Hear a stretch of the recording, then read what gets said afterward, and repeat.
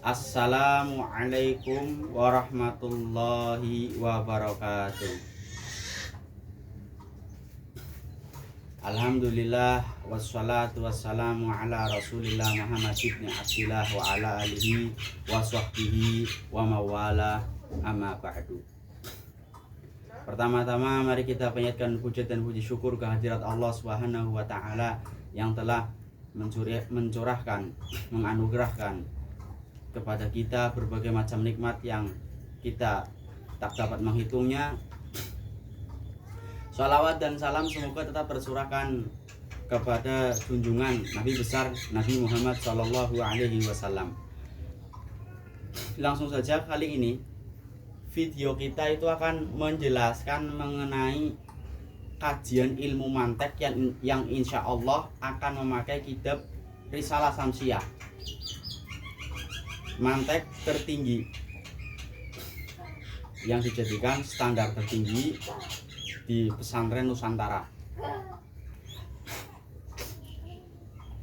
Namun sebelum kita memasuki pembahasan Risalatus Samsiah, alangkah baiknya kita harus mengetahui dulu mabadi asroh, 10 permulaan, 10 pengenalan dalam kajian ilmu mantek, sebagaimana yang telah dinadomkan oleh seorang ulama terdapat dalam kitab Sulam Malawi cetakan Darul Kitab Al-Islamiyah halaman 69, disyairkan oleh seorang ulama, inna mabadi kulli fanin asyra al-haddu wal mautu thumma thamra wa fadluhu wa nisbatun wal wati'u wal ismul istimdaduhu musyari'u masailun wal ba'tu bil ba'tiktafa wa mandarol jami'aha sesyarafa. Sesungguhnya innama badi kulli fanin asyroh, sesungguhnya pengenalan dalam setiap fan disiplin ilmu itu jumlahnya ada 10. Ilmu apa saja? Ilmu dunia seperti kedokteran, ilmu ekonomi, ilmu fisika, biologi, ilmu listrik. Begitu juga seperti ilmu agama, contoh ilmu fikih, Quran, hadis, tasawuf, tauhid. Semuanya ada 10 pengenalan sebelum kita mempelajari kajian ilmu tersebut. Yang pertama adalah al-haddu. Al-haddu itu definisi ilmu yang akan kita kaji. Langsung saja kita arahkan ke yang akan kita kaji, yaitu ilmu mantek. Definisinya adalah tertera dalam kitab Risalah Samsiah, alatun qanuniyatun ta'simu mura'atuha adihna anil khoto'i fil fikri.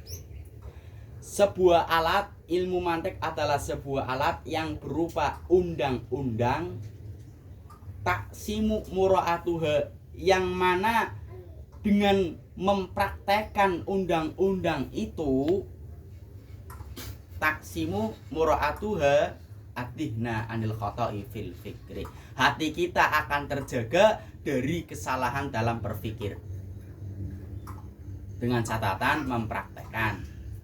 Sebab ada orang udah tahu ilmunya tapi nggak mempraktekin, ya otomatis ilmunya nggak manfaat. Tahu nahu, hafal kaidahnya, paham kaidahnya, tapi dia nggak praktekin apa yang dipahami olehnya tentang kaidah nahwu, ya sah-sah saja, baca kitabnya salah, namanya juga nggak meraktekin. Maka dari itu musannif menakrifi ilmu mantik secara teliti. Ada kata-kata mura'atuha, itu sebenarnya sedang menunjukkan bahwa ada orang punya ilmu tapi tidak mengamalkannya.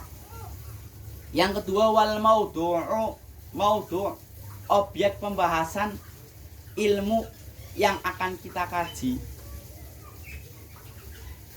Maka ilmu mantek modunya itu ke al-ma'lumat at-tasawwuriyah wa tasdiqiyah. Coba lihat di papan tulis. Al-ma'lumat at-tasawwuriyah wa tasdiqiyah min haitsu sihati isoliha ila amrin majhul tasawwuri atau tasdiki.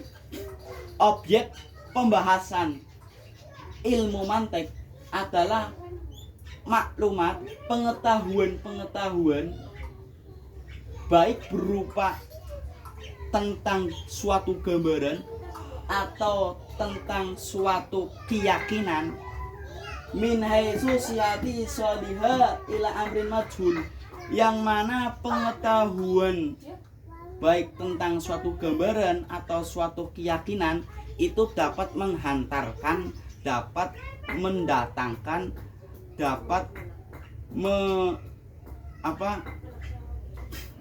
dijadikan alat, ya bahasa mudahnya dapat dijadikan alat pada suatu yang belum diketahui, baik secara tasawur, secara penggambaran, pemahaman, atau secara tasdiki, secara pembenaran, keyakinan.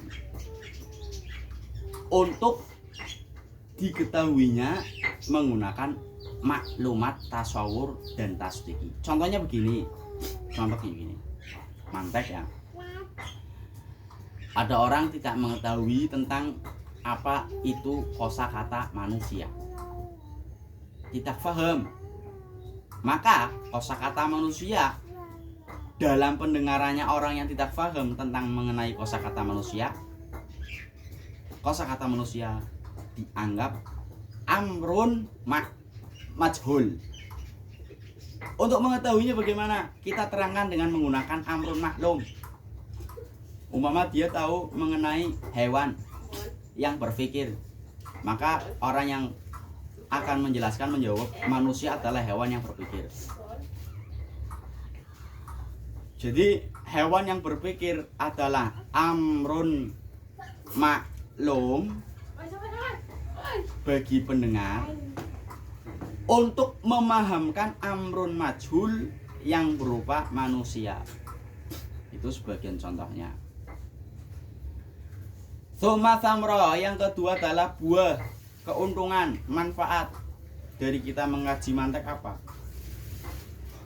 Lihat papan tulis. Samratuhu ya ismatu dihni anil khata'i fil fikri. Hati kita akan terjaga dari kesalahan dalam berpikir. Dengan syarat tadi mempraktekkan kaidahnya.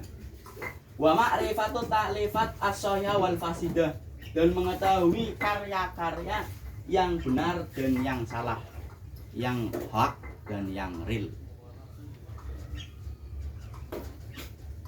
Wa fadluhu, keutamaan ilmu mantek, wa fauqanuhu ala khairihi, ilmu mantek lebih unggul dari yang lainnya, min haitsu kaunihi amanaf'i, melihat sudut pandang ilmu mantek kemanfaatannya itu lebih umum, bisa memasuki dalam setiap disiplin ilmu. Li'anahu yubhatsu an kulli ilmin, alasannya karena setiap ilmu di dalamnya itu dibahas tasawuri atau tasdiki, tentang suatu pemahaman atau keyakinan, pembenaran, kebenaran. Kemudian nisbatuhu ila ghairihi wa mubayyinun li ghairihi. Nisbat ilmu mantek dengan ilmu yang lain itu mubayyin, saling kontra. Tabayun, ilmu mantek bukan ilmu kedokteran, ilmu kedokteran bukan ilmu mantek, ilmu mantek bukan fikih, ilmu fikih bukan ilmu mantek. Untuk semua disiplin ilmu dengan mantek itu berbeda. Wal wadi'u, pencetus, yang nomor berapa? 7. 1 2 3 4 5 6, nomor 6. Pencetus ilmu mantek adalah Irsatu wa Aristoteles al-mulaqab bil muallim al-awal. Wafat tahun 323 sebelum Masehi, jadi waktu zaman Fatroh. Sebenarnya pencetus ilmu mantik itu bukan Aristoteles, akan tetapi guru-gurunya Aristoteles yang bernama Sokrates. Sokrates dulu di zaman Yunani kuno melihat ada sebagian kelompok yang dijuluki kelompok Sufastoi. Kelompok itu sering memutarbalikkan fakta, yang benar dibuat biar kelihatan seakan-akan salah, yang salah dibuat biar kelihatan seakan-akan benar. Jadi dengan sebab itulah Sokrates merenung bagaimana cara merobohkan, bagaimana cara meluluh lantakan kelompok itu. Akhirnya dalam sejarah dia mendapat suara Tuhan. Nah itulah yang akhirnya dia menemukan kaidah-kaidah, peraturan-peraturan dalam berpikir. Nah, kemudian diajarkan ke muridnya yang bernama Plato. Plato diajarkan muridnya yang bernama Aristoteles. Karena Aristoteles yang membuahkan karya-karya yang sehingga bisa dikonsumsi sampai sekarang ini, akhirnya Aristoteles lah yang dianggap sebagai muallim awal, pencetus ilmu mantik. Wal ismul istimdadu musyari'u. Yang ketujuh adalah nama ilmu yang akan kita kaji, namanya ilmu mantik. Al istimdad, istimdaduhu minal akli. Ilmu mantik sumbernya itu dari akal. Wa masailuhu. Nah, permasalahan-permasalahan yang akan dibahas adalah al-qadaya an-nadhariyah. Info-info yang perlu adanya pikiran, al-bahitha an hayatil mu'arrifat, yang membahas keadaan suatu pemahaman, wal aqisa, dan suatu perangkaian kata-kata, wa ma yata'allaqu bihima, dan apa saja yang berhubungan dengan suatu pemahaman, dan kias-kias. Kias itu pernyataan-pernyataan. Itu jadi yang dipermasalahkan dalam ilmu mantik. Nanti yang berhubungan dengan keduanya banyak, ada ya nantilah di pembahasan yang akan insya Allah menyusul. Kemudian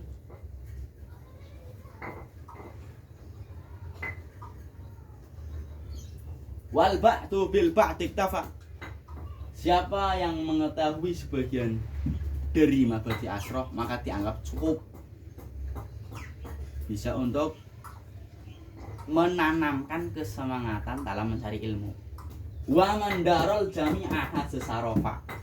Dan siapa yang mengetahui semua 10 pengenalan ilmu yang akan dikajinya, hasasarofa, dia mendapat kemuliaan. Artinya mendapat kesemangatan yang sangat kuat untuk mengkaji, karena dia udah tahu apa keuntungannya, siapa pencetusnya, apa nama ilmunya, definisinya, dan bla bla bla bla seperti tadi.